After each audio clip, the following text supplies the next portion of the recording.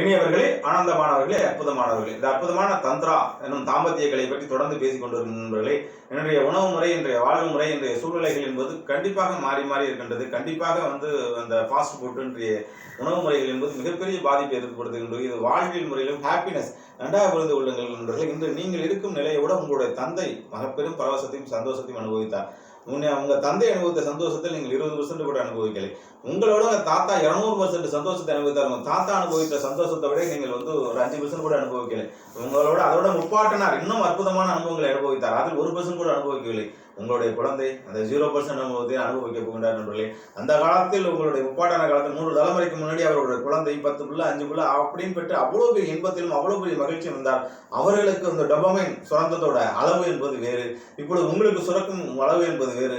இன்றைக்கு பார்த்தீர்கள் என்றால் இன்றைக்கு ஒரு கணக்கு சொல்லுகின்றது, இன்னொரு 20-30 வருஷம் கழிச்சு ஃபெர்டிலிட்டி சென்டர் இன்னைக்கு ஒரு 10 வருஷத்துக்கு முன்னாடி செயற்கை கருத்தரித்தல் மையங்கிறது எங்கேயுமே இல்லை. இன்றைக்கு இந்தியா முழுவதும் பார்த்தீர்கள் என்றால் இந்த சென்னை எடுத்துக்கொண்டாலே ஆயிரக்கணக்கில் இருக்கின்றது. காரணம் என்ன என்கின்றால் குழந்தை பிறப்பு சதவீதம் குறைந்து விட்டது, கருத்தரித்தலும் குறைந்து விட்டது.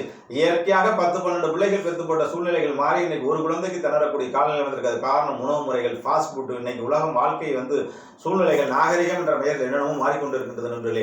அது உங்களுக்காக இல்லை என்றாலும் உங்களுடைய சந்தோஷம், உங்களுடைய ஹாப்பினஸ் எதில் அடங்கியிருக்கின்றது? அந்த கலை இந்த மன்னர்களாலும் ராஜாக்களும் பெரும் பெரும் சித்தர்களாலும் உருவாக்கப்பட்ட பரிபாசிகள் ஓலைச்சுவடிகளும் பொருந்திருக்கக்கூடிய இந்த அற்புதமான தந்திரங்களை ஓஷோ போன்றவர்கள் எடுத்து வெளியில் பேசினார்கள்.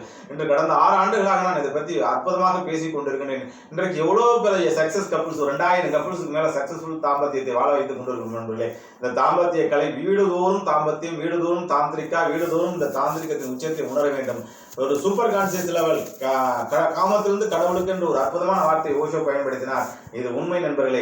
உடல் நலமும் மனநலமும் இருக்கும் போதே உங்களோட டோபமைனோட அளவை பெருக்கிக் கொள்ளுங்கள். இந்த அற்புதமான கலையை கற்றுக்கொள்ளுங்கள். வாழ்க்கையில் எந்த கலையை கற்றோங்களே இன்னைக்கு இருக்கிற 64 ஆயக்கலை 64 எந்த கலையும் மூடப்பட்டு விட்டது.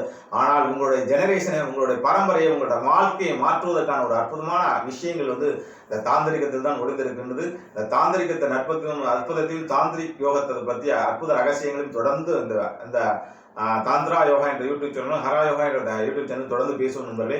ஆகவே இந்த அற்புதமான விஷயங்களை தொடர்ந்து செய்து கொள்ள, உங்களுடைய mind fitness, body fitness, soul fitness தெரிந்து கொள்ள, உங்களுடைய இந்தியா முழுவதும் உலகம் முழுவதும் இந்த கலை மீண்டும் புத்துணர்ச்சி பெற்று வர வேண்டும் என்ற ஒரு பெரும் நோக்கத்தோடு நிறைய விஷயங்களை இப்போ நான் ஜூம்லேயோ இல்லை நிறைய 1-to-1 ஜூம்லேயோ இல்லை யூடியூப்லேயோ இல்லை வாட்ஸ்அப்லேயே தொடர்ந்து பேசி கொண்டு இருந்தாலும் வாட்ஸ்அப் 1-to-1 ஜூம்ல பேசுகிற அளவுக்கு எல்லா ரகசியங்களையும் இந்த யூடியூப்ல பேசிவிட முடியவில்லை நண்பர்களே.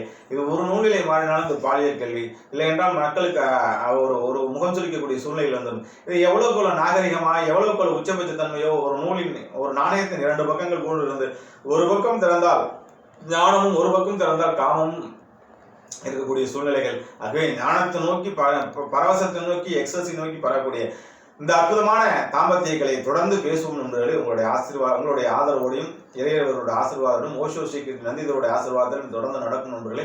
வாழ்த்துக்கள். வாழிய நலம். தொடர்ந்து நம்முடைய யூடியூப் சேனலை காணுங்கள், சப்ஸ்கிரைப் பண்ணுங்க, லைக் பண்ணுங்க, ஷேர் பண்ணுங்க. வாழ்த்துக்கள். நன்றி.